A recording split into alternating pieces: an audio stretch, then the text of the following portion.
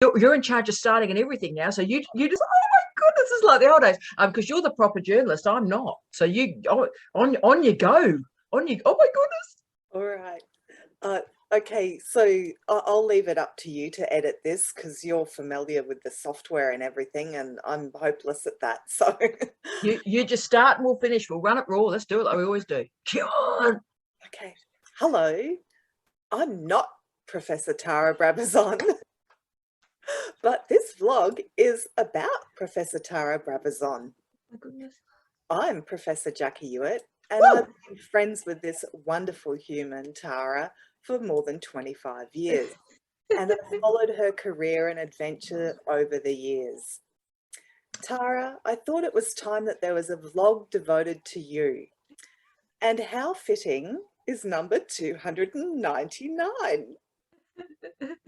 Not 300. Not 300. No, but 299, because there's something magical about 299. Do tell us, Jackie. 299 can be divided by 1, 13, 23, and itself. Look at those numbers. Yeah. 1, 13, Jane. 23, and 299.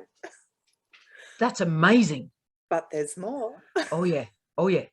299 is also a number that is considered to represent adaptability and cooperation. Oh, that's amazing. In Greek, it means, hold on to your chair. I'm there. I'm with you, Jack. I'm with you. It means without blemish, free from faultiness. So without blemish and free from faultiness. I didn't even know faultiness was a word, but I'm carrying it forward in my life, Jack. That's amazing. So Tara, 299 is your number and your blog.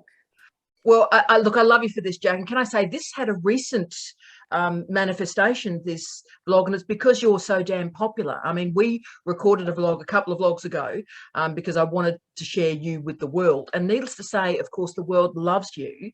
And yeah, things went a bit bonkers going, how great is Jackie? We need to see Jackie again. And then, of course, you had a cunning suggestion as this series is reaching its denouement that we would finish here. And I thought that was a brilliant idea with just one final vlog to go. So this is the second last vlog, and we're going to create a bit of havoc from what I've heard, Jack. Totally. Tara, it's been wonderful to watch your vlogs every Thursday. You've helped so many people and touched so many lives. For me and others, they've provided a kind of touchstone in times of turmoil and sheer madness. Your vlogs have ranged across many, many topics under the higher education umbrella. Your viewers have met some stellar scholars through your weekly vlogs. Like you. Sorry, like you. Tara, we've come to know some things about you through your vlogs, but there's still so much more to tell. I think I'm really boring, Jack. You know that. I think I'm really dull, but anyway, let's crack on. Tara, what we've really come to learn through your vlogs is that you're a magnificent human. Totally magnificent, and a wonderful, caring scholar. Tara, your story is one of kindness, compassion, mentoring, and leadership. And I don't use the word leadership in the context of higher education very often or very lightly, because your story is about real, in capital letters, leadership, in an environment where leadership is often sadly lacking. So now it's your turn, Tara. I want to focus today on some of the questions your regular followers might have, and I want to explore your story, Tara. Oh, well, help me, Jack, because as I said, I'm very dull, so together we might make it a little bit more enlivening. So welcome, Tara. So excited, Jack. This is just a delightful moment for us to share. We've shared so many of the wow, tough times of our lives, you and I, moments of pivot, moments of change, moments of horror, and it's just sort of lovely that we share this time. It's just we've in many ways grown up together and grown up as academics together. So this is just lovely. Let's begin with your career. What drew you to an academic life? And I say life, Tara, because you embody what I think, and I'm sure many others think, are the best qualities in an academic. It's your calling. It's not just a job. I mean, the job you have today or tomorrow may just be a job, but you're at heart an academic. Always was, always will be. Yeah, and look, Jack, we may be reaching a time in our career, and you and I have talked about this, you know, outside of these vlogs, that there's perhaps a tragedy coming to the next generation. We might just have enough university life left to complete our careers, or maybe not. We don't know. But there is no doubt that academic life is more difficult to sustain in universities. And there may reach a point where academics are actually outside of universities and more, let's say, bespoke functionalities of academic life are cleaved away. So a teaching specialist is a language we've had recently, or research only. So being an academic, having teaching, research, community engagement, university service, that was the academic life that was mine at the start, and you know, till the end of my career, that is what I will do. But I suppose, Jack, I always came to academic life knowing the privilege of having a chance to go to a university. You know, my father was a carpenter, but as he says, Jesus was a carpenter. And my mum left school at 12 and worked in a shop. And, you know, they had powerful lives, but wow, they were tough lives. And as Doris always said to me, you know, it's bloody hard to earn a living. And so the opportunity they gave me was to go to university, and that's astonishing, and it's something I have never taken for granted and will never take for granted. My father was much older, my mother was much older when they had me, and so the education of women was not a taken for granted variable at that particular time. So I was very grateful that they made that commitment. So I love what a university education has given me, and I loved it so much that I stayed. And the ability to care for the next generation of scholars. There's a stewardship element to academic life, which I adore. And of course, high degree students particularly so. So the teaching elements I always loved and respected. The research is just a joy, but the service, and of course I worked in North America where the word service is used much more benevolently. Here it's a bit, you know, like you're here to serve, you know, you're doing retail, whereas actually service is a powerful word for me. And of course, Jack, and this may be where our careers are a bit different, I read Antonio Gramsci really early.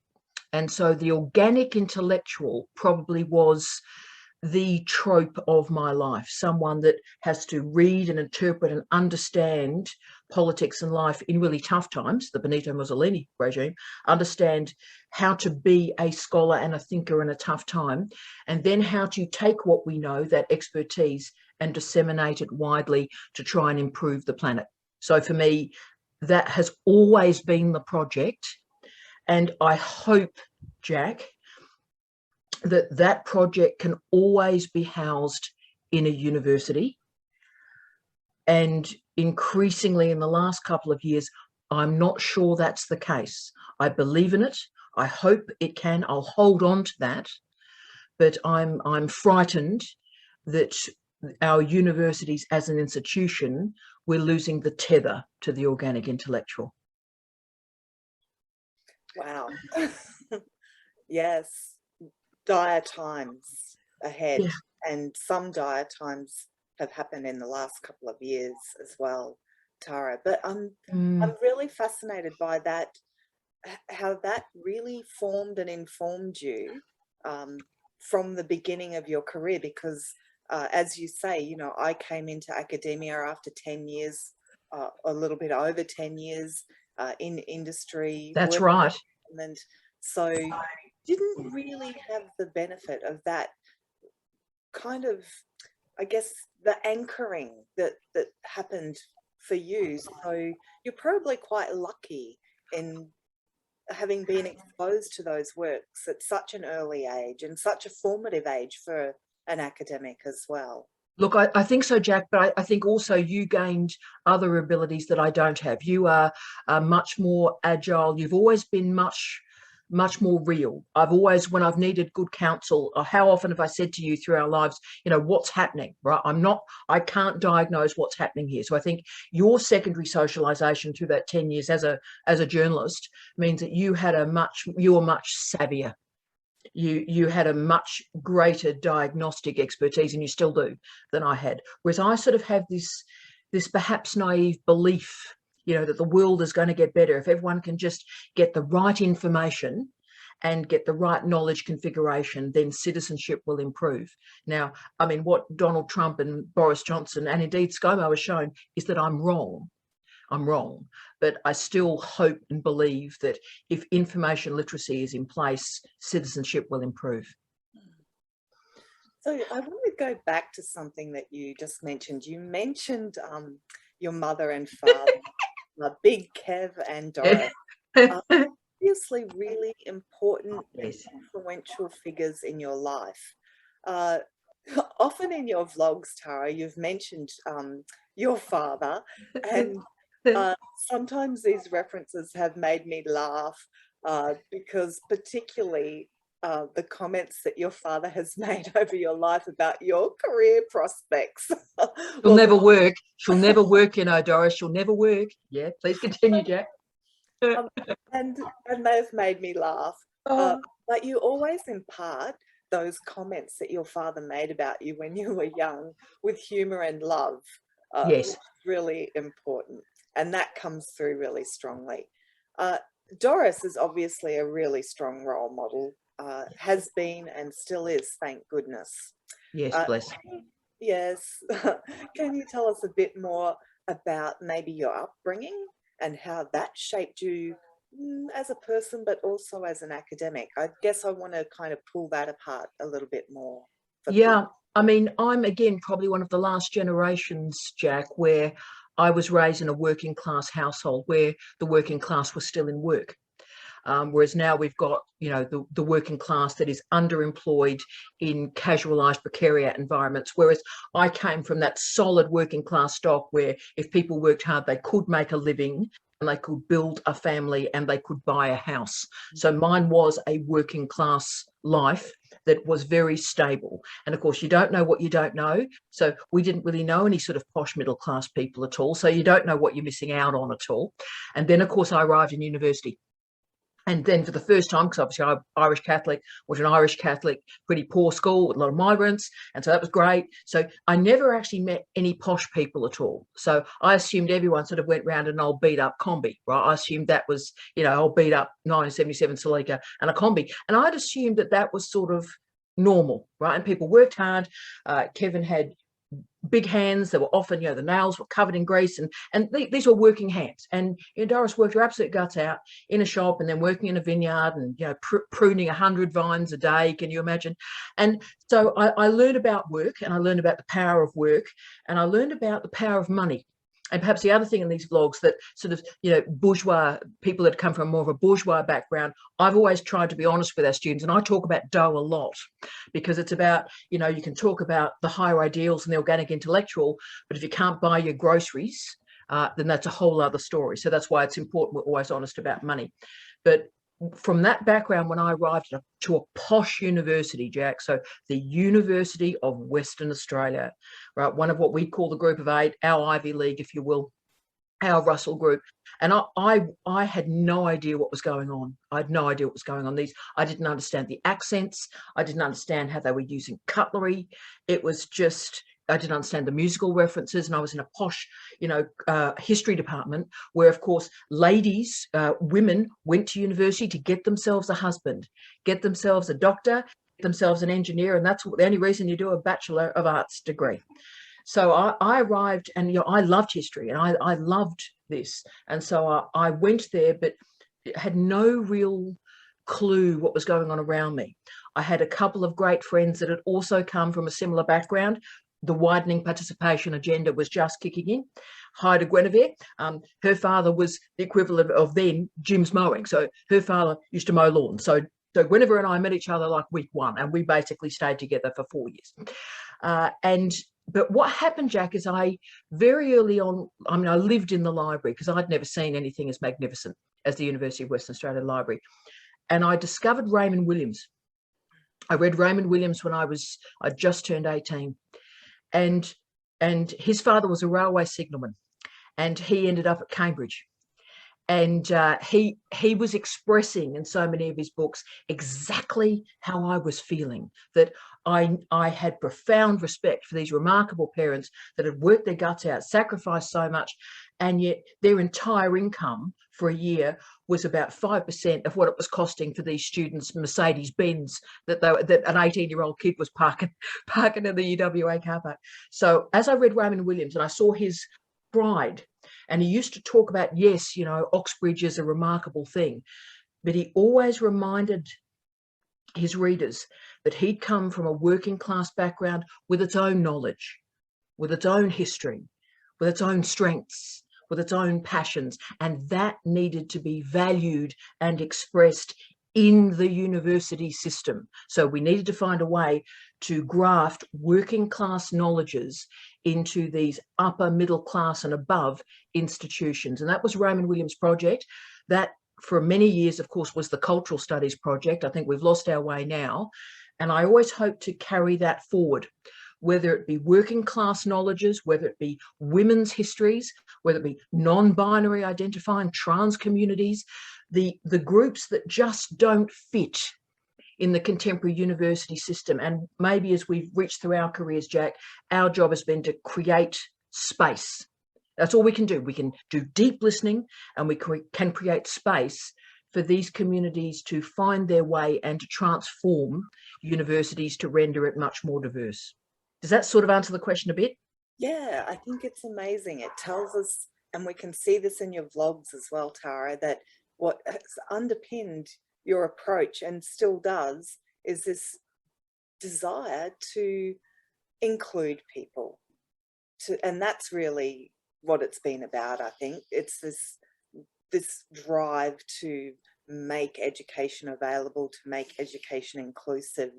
And I think that's a remarkable thing to have focused on. And certainly we can see that you've achieved a lot of that for people as well, Tara. Well, Jack, I don't know about Griffith. We can maybe talk about this, but the amazing thing for me when I came to this current job as the Dean of Graduate Research was, if you look at the narrative of PhD students, they're young men in the sciences, white people, young men in the sciences on scholarship.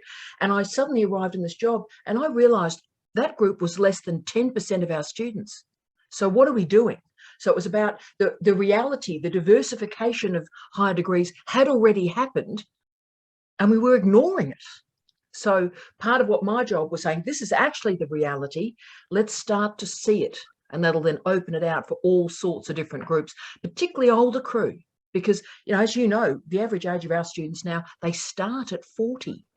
Now, you know, it's no longer the time when older crew are going, oh, look, I don't really fit in a doctoral program. It's like the doctoral program is for older crew. That's who the students are. Yes. So we're going to talk about lifelong learning a little bit later, Tara. We'll come back to that, because I think this idea about the doctoral students being the older students really feeds into that idea about lifelong learning, that we're all on this interesting, weird, strange, quirky journey called life, and that learning is such an important part of that. Yeah. But I don't want to get too dire here, Tara, or too grey and goth. Yeah, let's you and I go goth, mate. Let's go there. Yeah, we're going to go goth because we both were goths in our younger years. We were. And we still carry some of that, I think. You're never a post-goth. You're never post-goth. You can be post-punk, but never post-goth. Never. So, Tara, you've persevered through some pretty dire situations. Yeah. Some pretty shitty jobs. Yeah, mate. Having dealt with some pretty shitty people. Yep. You've seen colleagues in some pretty awful situations. People, colleagues, students have died. We know that your beloved husband, Professor Steve Redhead, was a great friend of yours, Jack. Great Yes. friend of yours. And a wonderful man. You know, his illness, his death, the deaths of students, multiple moves to multiple countries, and jobs that were not what they promised to be. Nope.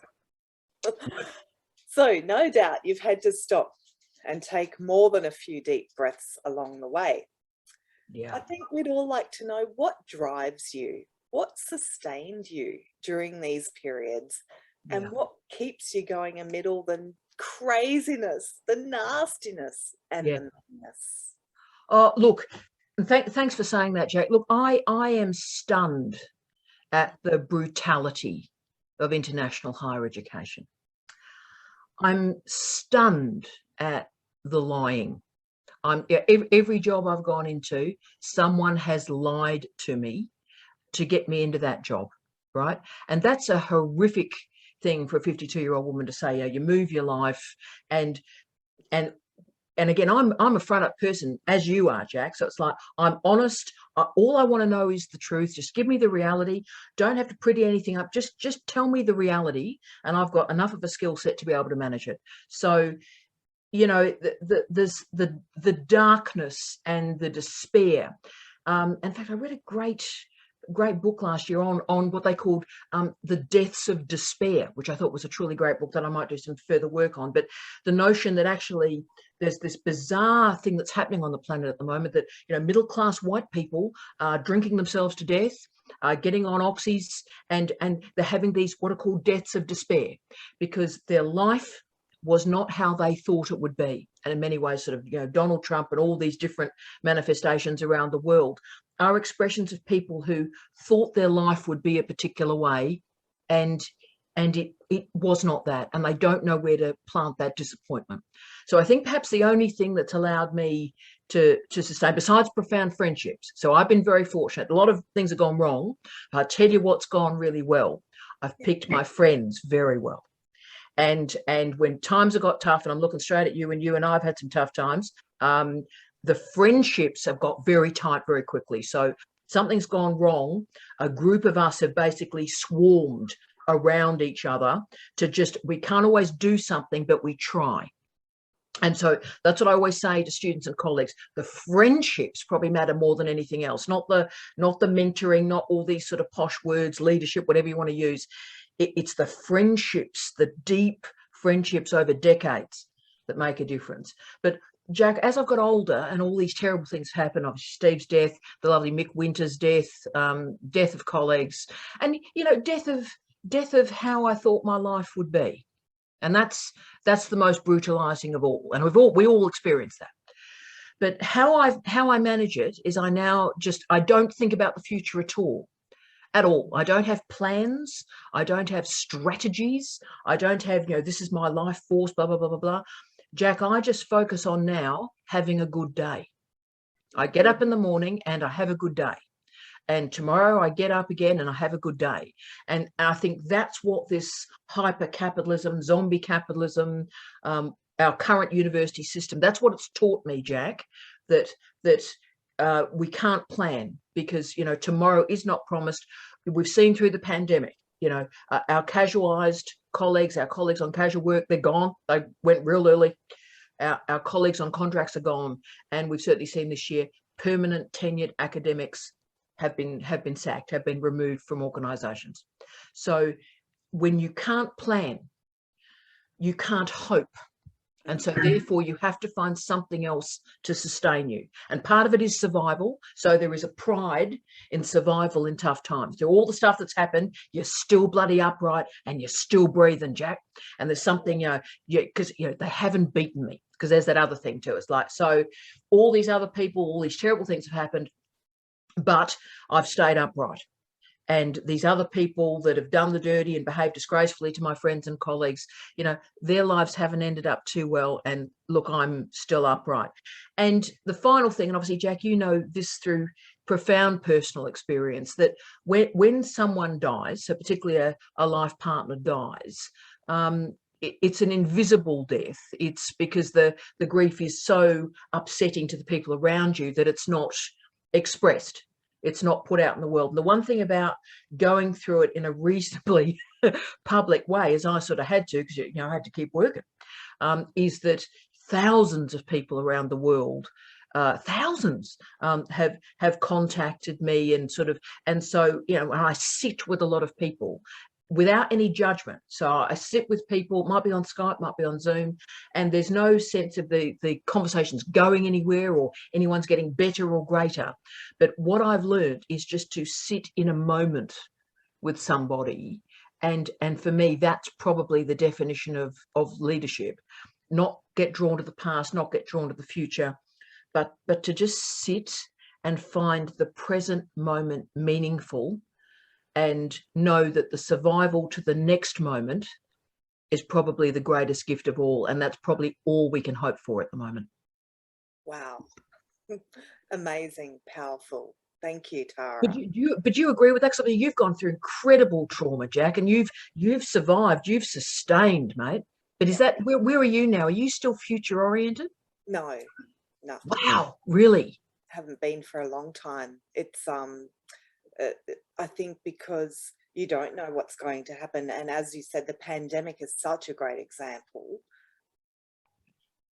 Oh, darling. Oh, sweetheart. Oh, my darling. Oh, my darling. Sweet. Oh, baby, I'm sorry, Angel. Angel, you're doing fantastic. Oh, baby. I know it's terrible, darling. Jeez. Oh, I'm sorry, baby. You do it. Look, it has been terrible, Jack. And look, but we have survived, darling. Darling, we have survived. Okay? Oh, baby. I'm so sorry. It wouldn't happen. I knew it would. Oh, sweetheart. Oh, Jack, darling, you're doing fantastically, baby. I mean, darling, we've gone through a lot, so I'm not surprised we've got this left over, all right? Hang on, we'll just take a breath. You and I take a breath. We're doing all right. Woo! Sweetheart, you're an amazing person, okay? You're an amazing person. And we've survived. We're alive, darling. My Lord, we're alive. I know, it's good. We're alive. I say that every day when I wake up. Yeah. I'm alive. It could be worse. Oh, look, I know. And look, the thing is, so many of our friends, Jack, are in that same position, aren't they? Where they're just trying to survive, right? But they are surviving. And I think what we need to be saying post the pandemic is the survival has been a victory. Because I think so much of our lives are about planning and success and KPIs and blah, blah, blah. And I think what you realise is, none of that matters, mate. None of it matters. Any of that matters, Tara. None of it matters. And it's the being able to pay your bills, maintain your friendships. And you know what? Have integrity, Jack, because with all the liars and the dreadful behaviour and the bitchiness and the nastiness and the narcissists and all this stuff, the victory is not being that, Jack. The victory is being a decent, ethical person in bad times. When someone comes at you with the aggro and the nastiness and the dreadful behaviour, it's very easy to fight back. And there's something profoundly moving about saying, look, thank you for that. I wish you well. I know you wish me ill, but I actually wish you well. And I'll now remove myself from this situation because you're on your own journey and I just need to get out of the way. I think that all of that's really very true and really important to remember. And when somebody who's watched you along the way says something to you like, I've always really admired your ethics and your ethical stance, and that just reminds you that, yeah, you might have had to make some tough decisions and have some tough conversations, but ultimately, you know what? We have a couple of things. One is our reputation, and the other is that really deep sense of who are we and what kind of people are we, or what kind of person am I? And if that's based on an ethical foundation that informs everything you do, then you can get up of a morning and go, I didn't hurt anyone yesterday and I'm not going to hurt anyone today. And also, Jack, what I think is so profound in these new books that you're writing, and we're seeing this very strongly in your new publications, Jack, where that ethics and the integrity and the decency, that this is being conveyed to the next generation of researchers as well. So you are doing the world a great service through your research, because you're not only living that, which is profound in and of itself, but you are drawing a line in the sand and you're saying, this matters. This matters, and I'm going to share this with you, and here's a way your life and your career can progress. So I think that's astonishing, Jack. This blog is not about me, Tara. But it sort of is, because as you know, the feedback we got from the vlog we did was that culture so rarely sees two women that like each other. This is true. And you know, and so in some ways it's not about me. It's maybe not even about you, and it's maybe not about us, but it's about people, women, but people who have made different choices, and you know, in groups in our culture may not think we've been successful at all, but we're still here, and the survival and being upright after what you and I have gone through, that I'm proud of that every day, and I'm bloody proud of you, girl. Right back at you. Tara, I've watched all of your vlogs. You poor person. You poor person. They've sustained me, and I'm sure they've helped and sustained other people during some pretty awful periods. I remember a period a few years ago when I would wake up on a Thursday going, at least I've got Tara's vlog to watch today, when everything else is shit around me. It's all right. I've got Tara's vlog to watch. So Tara, I rewatched vlog 1 the other day.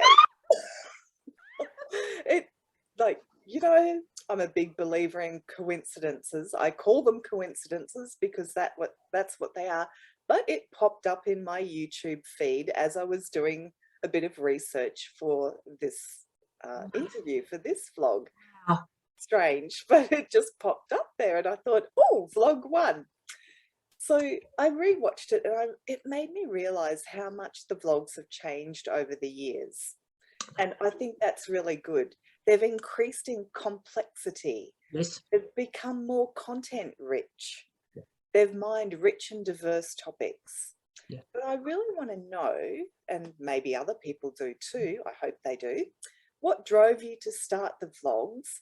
What have they meant to you? What do they mean to you?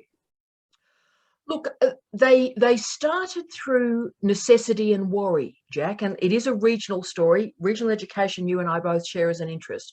And it started because when this job happened, and of course that first vlog was recorded in Bathurst in our lounge room. So it was recorded in Bathurst, number one. So it would be ready, because I didn't know what I'd be coming to temporary accommodation. So I thought, let's get one done, and then I can travel and do the rest from Adelaide. But they started because I had a problem. There were lots of problems that existed at Flinders at that time in terms of candidature. So we had very long candidatures, not much training of supervisors at all, highly siloed experiences, and you know, some problems with students and attrition and so forth. And as I started to research, I suddenly saw, right, we've got a much older population than in my head. I thought I was expecting 23-year-olds, and there's 38-year-olds. Then I also saw that a third of them were part-time, and I saw a third of them were from regional Australia, so outside of South Australia, let alone Adelaide. And all of this was invisible, as all the training and content was about being on the Bedford Park campus in Adelaide.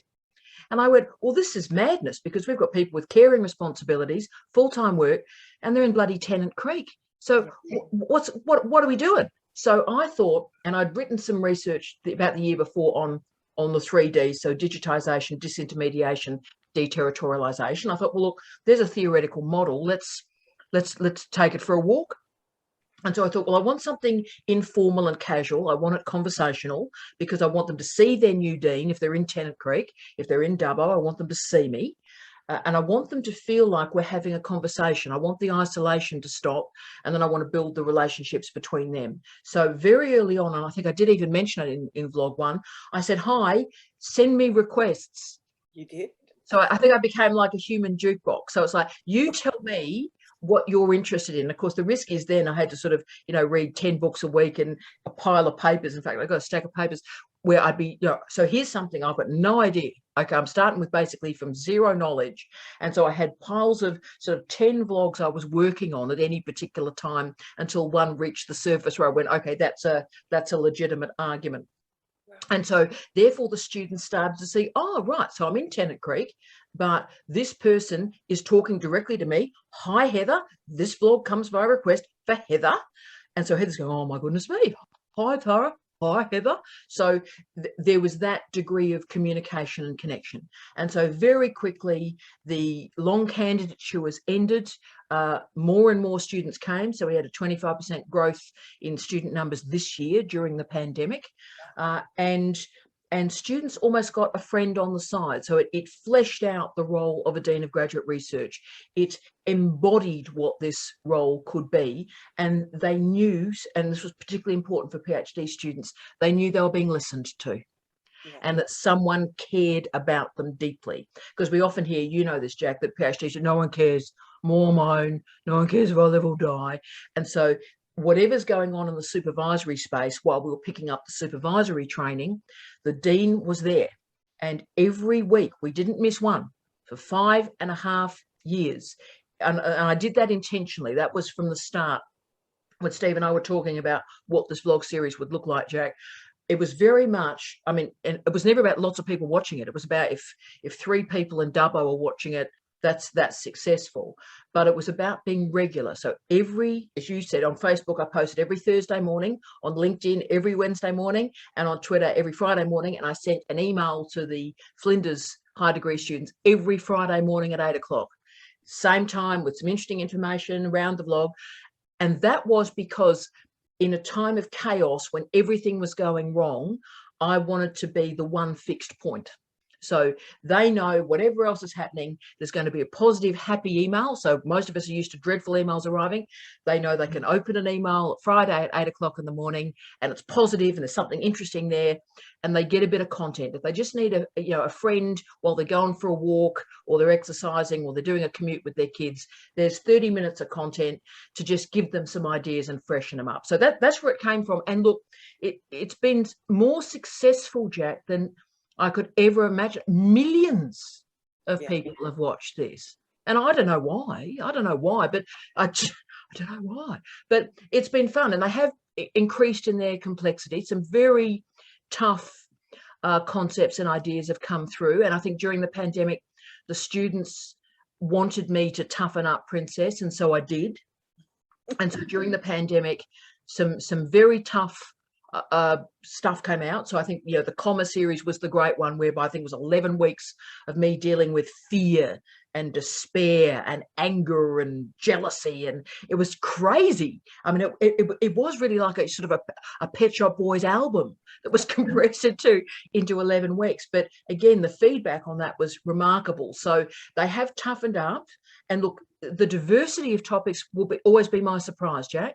That 300, there hasn't been a lot of replication there at all. It's been every week something new. So that's been the surprise. And the scale of the popularity, no one's more stunned than me, to be honest. No one. I laugh because you said earlier that you don't think you're that interesting a person. No. But we do. I just think I'm a real dag. I better explain that to international. How do I explain that to international viewers? Yes, it's a thing that's at the back of a sheet. Australians use metaphorically to describe someone that sort of hangs about a bit awkwardly, and that would be me. Oh, goodness. That'll go down in history. Tara, I think part of what you've just talked about leads me into the next thing that I want to talk to you about, which is lifelong learning. Because these vlogs have really been, like with me watching them every week, I've learned something every week. Now, I know that your intended audience was really these PhD students, these wonderful people who have complex, multifaceted lives, who are doing all kinds of interesting things. Precious people. Yeah. but I think the audience is much more broad than that. Certainly it appears to be. My goodness. Every time I've watched those vlogs, I have learned something, even when they've been aimed at a PhD student.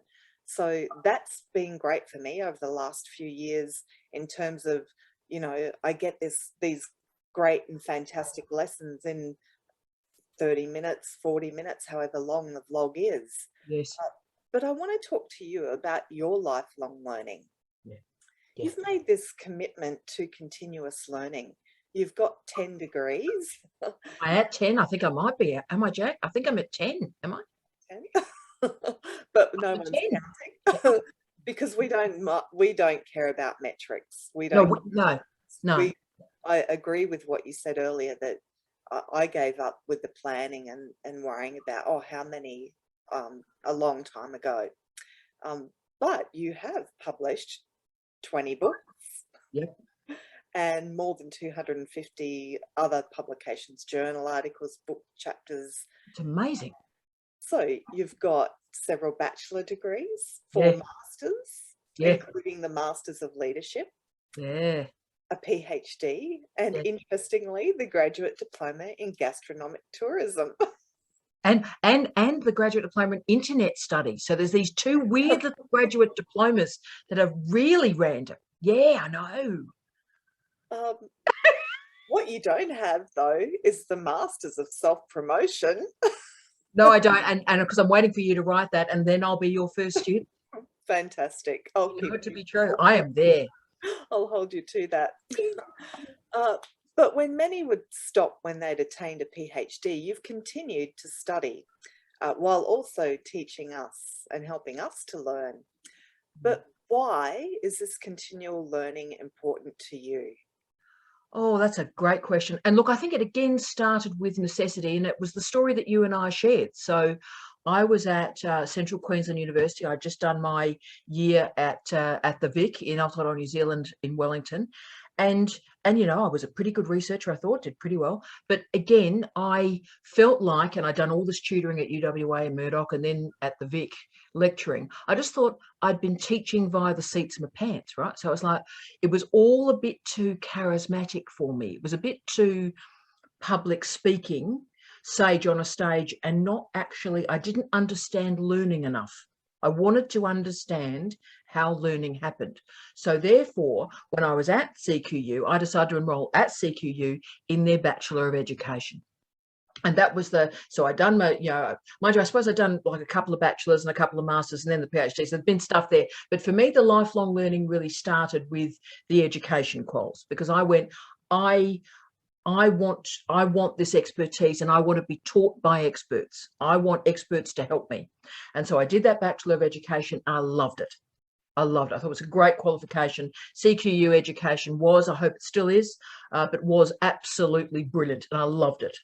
And so then, you know, later on I did a Masters of Education, because same things, like, well, I'll just do one step further and see how we go with that. And then, you know, the little graduate certificates happen. So, oh, I'm interested in online learning. So I don't want to be one of those chicks that can't do tech.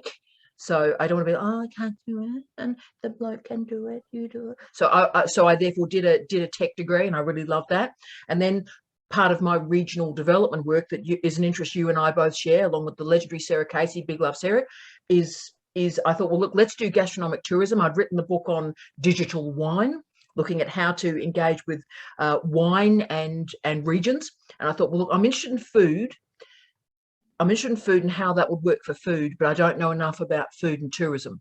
And there was this course. So I've loved the structured learning. And Jack, I suppose why I've done it, it's about respect of expertise. I have lived my life respecting the expertise of others. I'm here to learn, and I love reading. You know, I get so excited when I've got a book because someone spent 5 years of their life doing this, and like I can learn from those 5 years in 5 hours.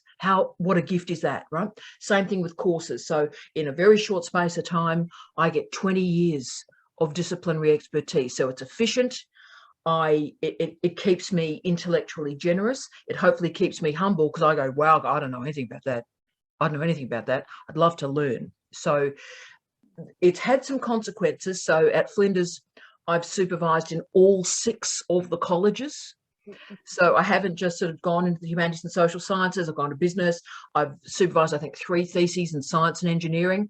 So the big sweep of disciplines has meant I'm interested in everything. And so probably in the vlogs, that's maybe, and I suppose it's accidental, Jack, but you can see the lifelong learning. I'm interested in everything, and I have a go. It's like, oh, I'm interested in this. Now, I don't know where that's going, but let's do a vlog on it and see what I can find out, and let's share it, and you can tell me what I'm doing wrong. So the vlogs are probably part of that, but it's been such a joy of my life. It's been such a joy to learn from others and respect other people's expertise. It's such an important point, Tara. The respect for expertise is sadly lacking in a lot of places.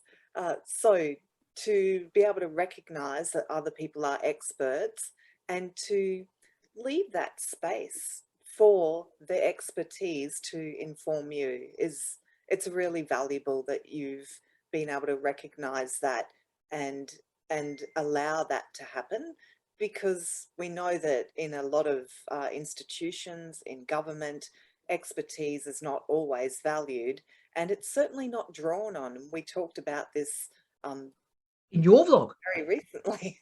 Yeah. Vlog, yes, where you interviewed me, and talking about how there's this wealth of expertise out there, but it's not drawn on.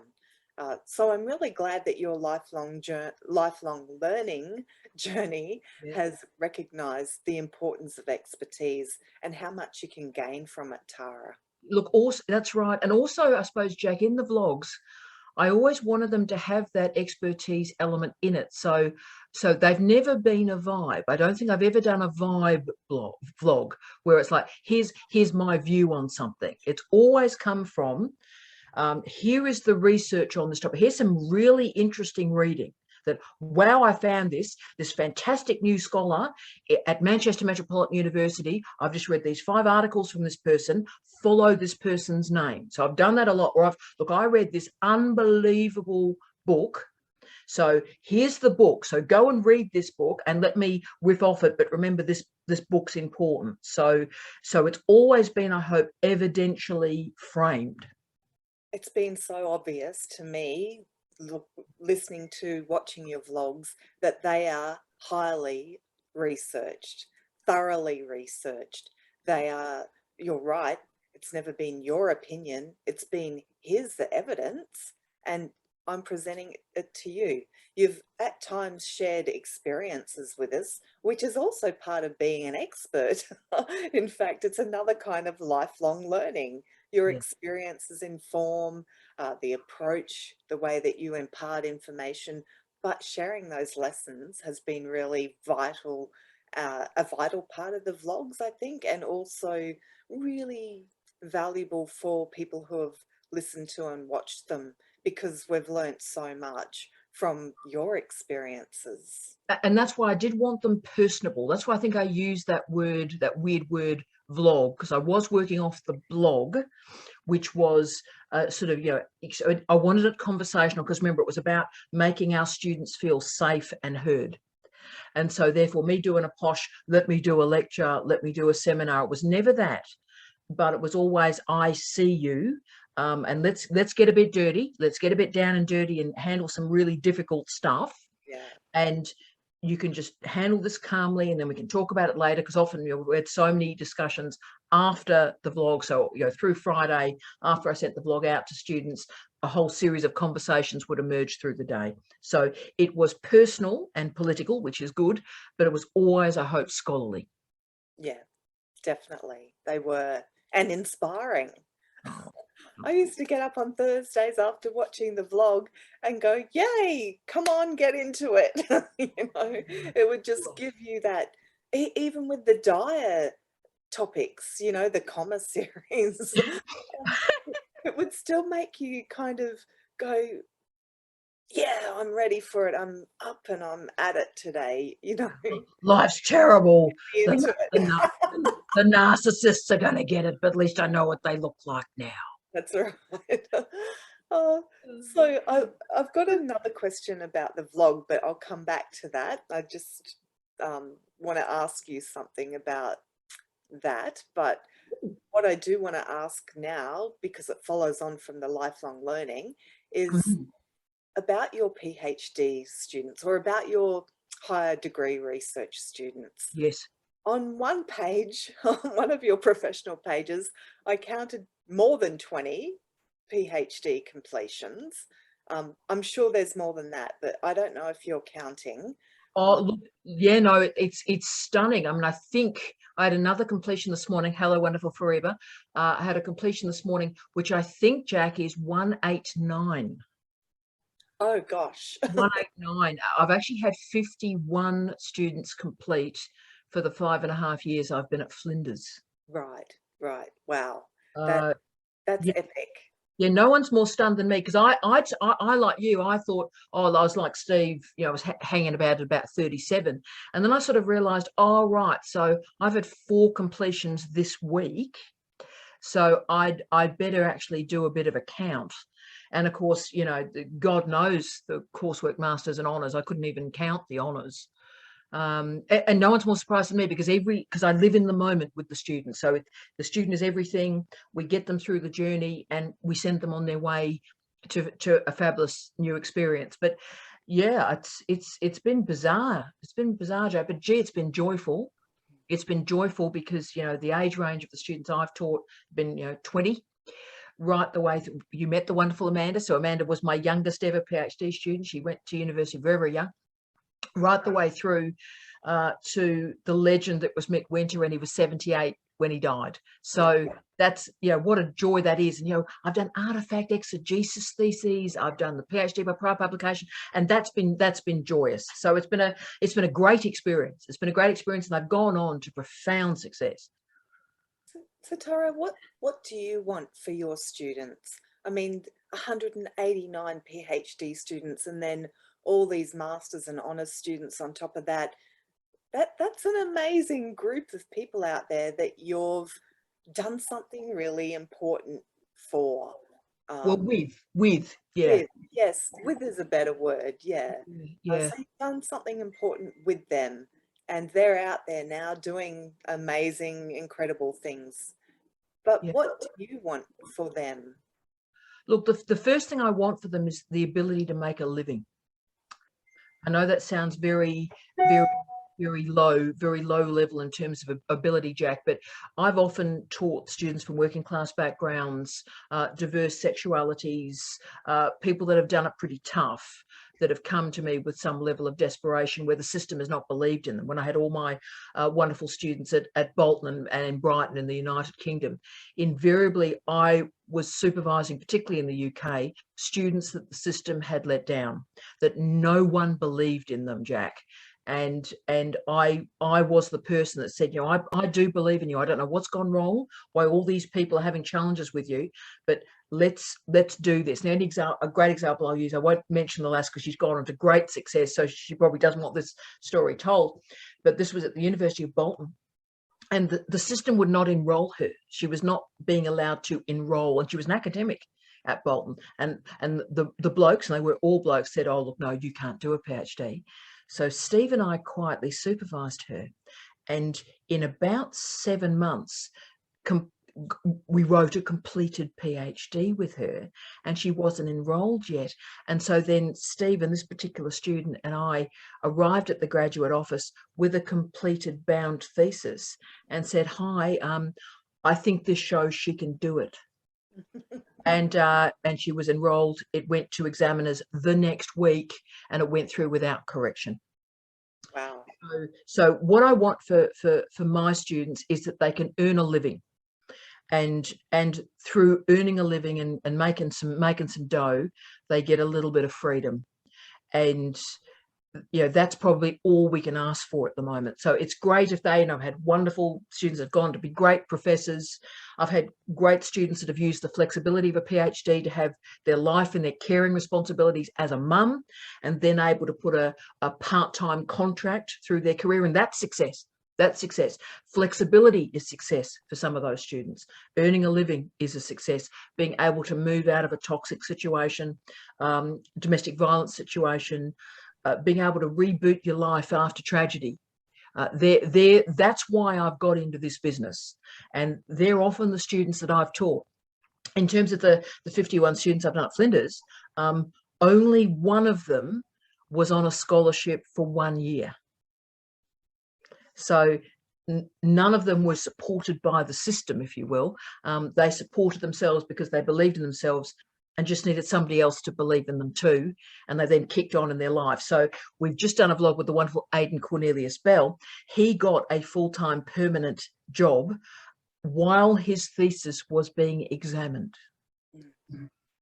And for me, that's so successful. And he and his wonderful partner now can kick on and make plans, things that you and I, are probably frightened of doing now. But as young people, they can now make a plan in terms of housing and family and life. And that's a great gift of a doctorate, I think.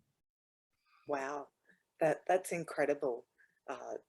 It definitely comes through the vlogs. You talk a lot about your supervision style, but the job and the living is so important.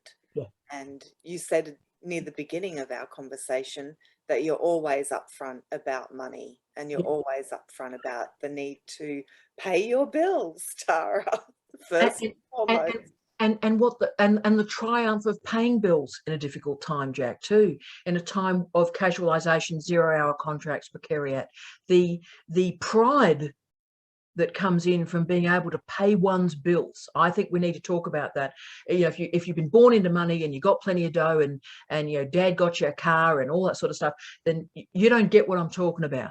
But if you come from nothing and you get yourself from zero to hero, and hero is being able to pay your bills, you are a triumph. Well done. That's brilliant. That's success, because you suddenly, once you're able to pay your bills, you've got just a little bit of freedom. And that's Marx's double freedom. Freedom to sell your labor, that's all you've got, but you can sell it to anyone. And Marx's double freedom, we must never forget about. It's interesting. I was having a bit of a giggle there to myself, or it might have come across on the audio there. But the giggle was about a few years ago, someone said to me that, they'd earned X amount of money, and they looked at me and with a bit of an upturned nose said, "Oh, that's probably not much to someone like you." And I had that moment where I thought, well, you actually don't know anything about me, because like you, Tara, I'm from a working class background. Wow. I've seen you earn every dollar, Jack. I've seen you earn every dollar. Thank you. But, I had to go to university part-time because my parents couldn't afford to put me through university either. So I had to work while I went to uni part-time. And, it took 6 years to do the BA, and everything followed on from that. But working full-time as a journalist while studying wasn't always the easiest thing. But, I really get the ability to pay your bills. I was living in a flat on earning $148 a week as a cadet journalist, paying the rent, paying a car off, and paying the electricity and the phone. And at the end of the week, if there was $12 left for food, then that was a win. There is. And that's not the sort of Monty Python Yorkshireman sketch, like I live down a mine in a brown paper bag. But it is about saying, when you've done the tough stuff, don't forget that. Don't forget what it's like to live when you've got basically $18 left for food, right? And I've certainly never forget. I mean, if I smell Canton sauce now, you and I have talked about this. I lived in Victoria, in Wellington, on cheap rice and Canton sweet and sour sauce. I smell it now. I need to express myself, right? And you never forget that. You must never forget that. And that's why we need to make sure our students are in work, not all this employability rhetoric, actually getting the students in jobs so they can pay their bills. That's not an ideology. That's crucial to life. And the other thing it does for you, Tara, is it makes you think when you're at the supermarket and that person in front of you is starting to put items back because they can't afford them, you start to remember, well, that was me once. And the other thing it does is it makes you realize that people live all kinds of strange, hard, difficult circumstances. They live in hard and difficult circumstances. So you don't take what you have for granted, because who knows, tomorrow it could all be gone. Tomorrow it could be you. And look, whenever, I'm sure you do the same thing, whenever you see, and I see it a lot around this particular area of Adelaide, I see a lovely older lady often, or an older gentleman who has the coins and is paying for their groceries and has to put a bunch of grapes back.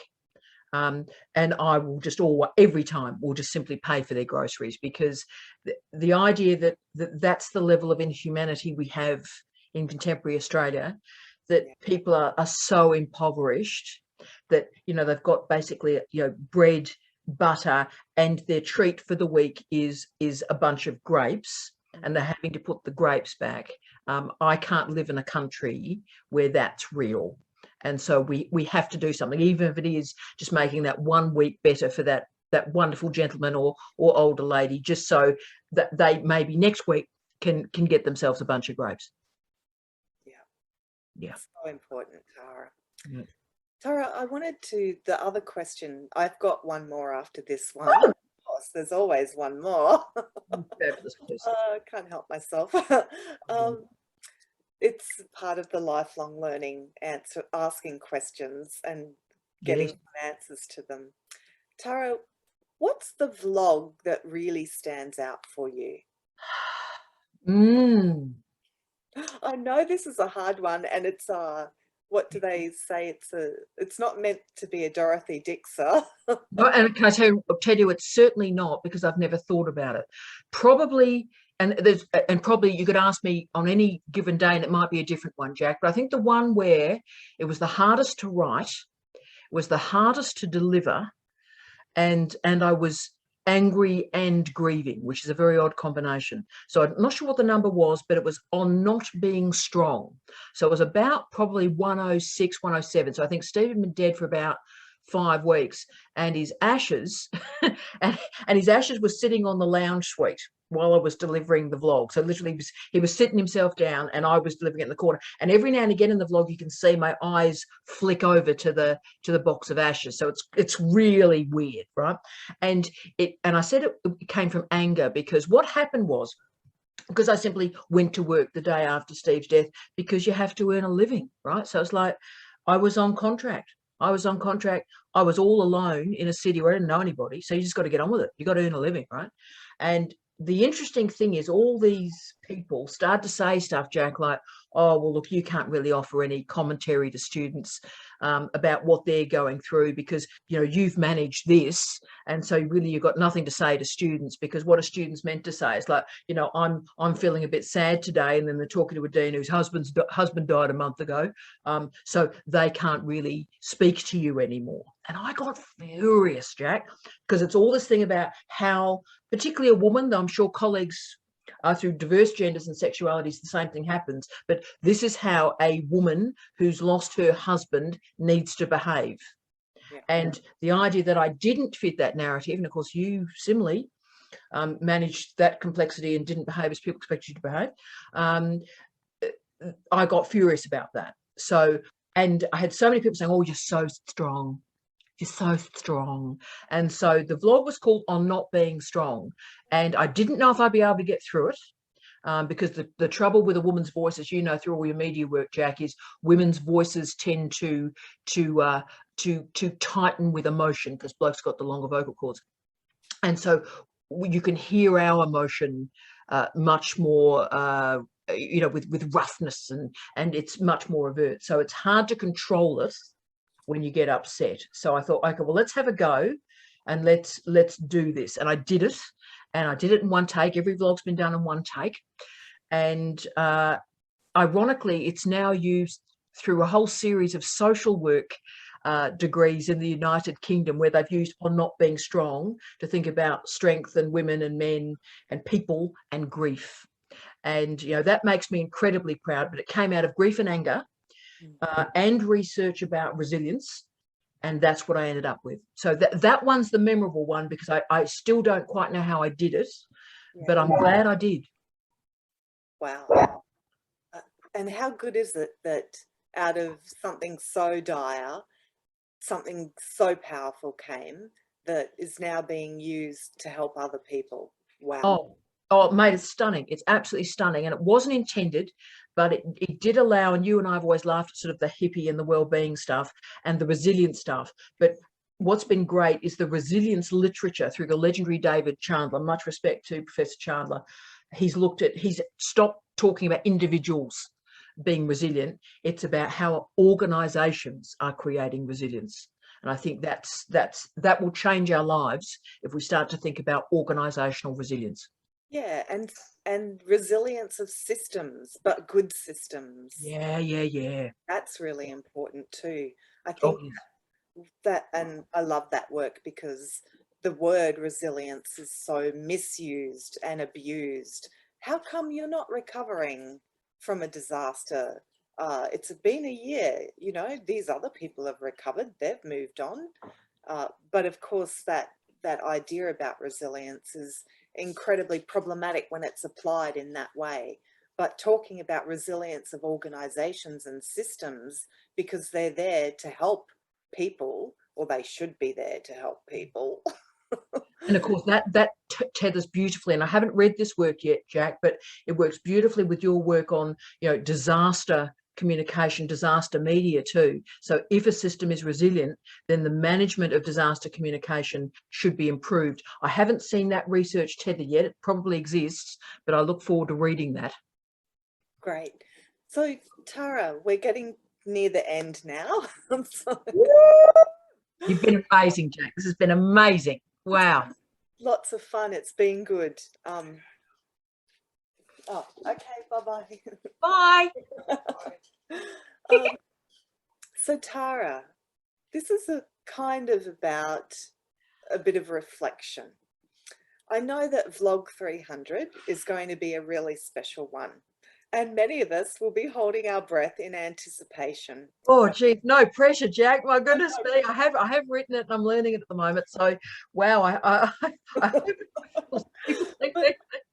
But you know, the anticipation about what's it going to be about and what's it going to hold. Okay, we will see. I'd really like to end this vlog by asking you, what will you remember about your time at Flinders? Yes. And maybe, if, you know, that might kind of broaden out to what do you remember most about, or what's most important to you about being an academic? Yeah. And look, thank you for that, Jake. Look, I've loved working at Flinders. I've loved every day of it. I've loved being a Dean of Graduate Research. I've had the best boss I've ever had in Professor Robert Saint. Love Rob, legendary human being. So that's been rare for me because I've never had a good boss. I've never had a good boss. And at this point, and I was, I think, 47 when I came to the job as Dean, to have a DVCR as your direct line manager was phenomenal. I mean, what a privilege that has been. And to have this great man in my life has been superb. So firstly, that's been great. And that's restored my faith in leadership in our university. So that's been great. Working with the students, I've often said in the Office of Graduate Research, we see students on the best day of their life and the worst day of their life. And it's a privilege to sit with somebody and to hold their hand as they have that great moment of euphoria when they finish a thesis. And we all remember the day we finished our thesis, or the horrific moment where something truly appalling has happened and you sit in calmness and quietness and try and help them through. So there is no doubt that meeting those students has been a privilege.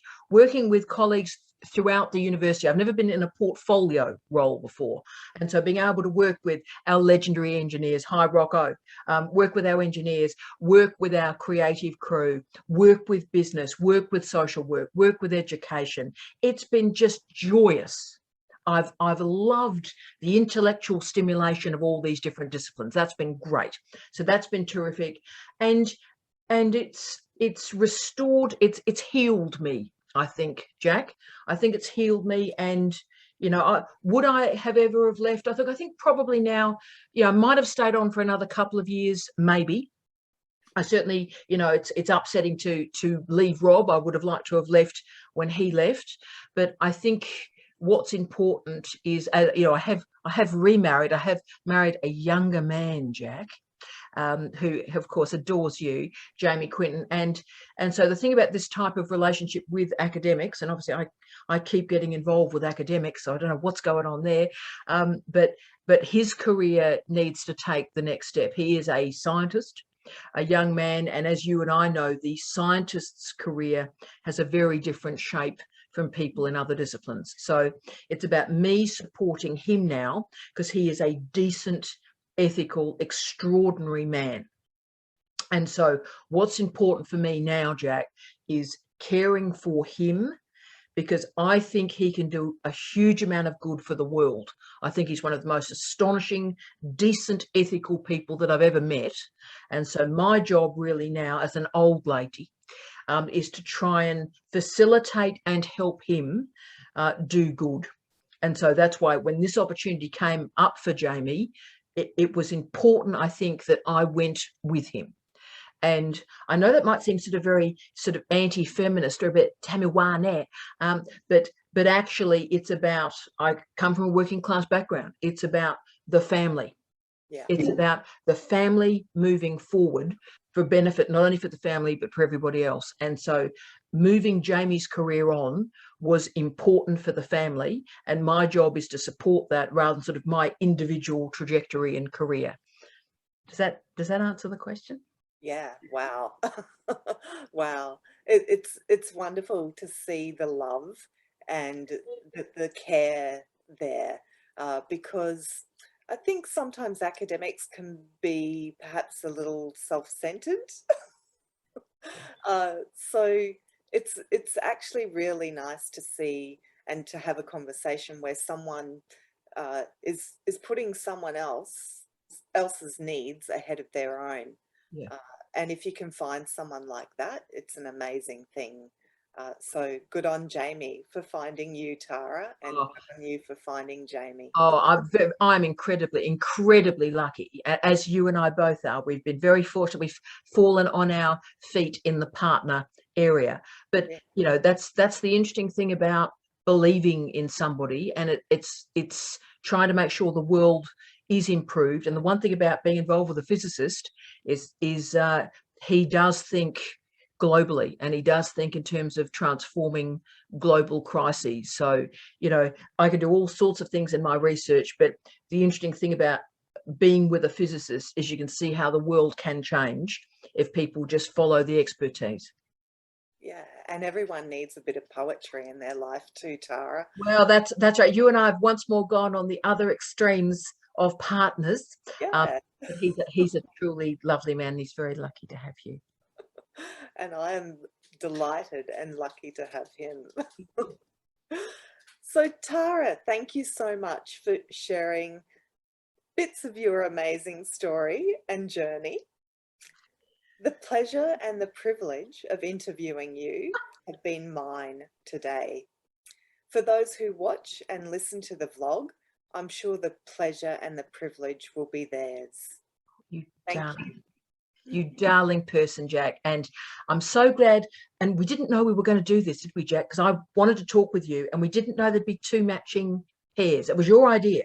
I think that's a truly lovely thing. And I'm so glad. And we don't really know where you and I are going to be in the next 5-10 years. We don't know what's going to happen. Again, this has been our whole life.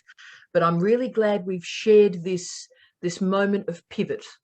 And, you know, we'll look on it in a year's time and see where we've ended up. But I'm so grateful for you, Jack. I'm so grateful for, you know, friendship isn't talked about a lot, but it's been the blood in my body, Jack. So I thank you so much for this time. I thank you for your friendship. And look, I'll do the sign off for the second last time. Jackie and I, we wish you love, light, and peace. Jack and T out. Love you, darling. Love you too. Now,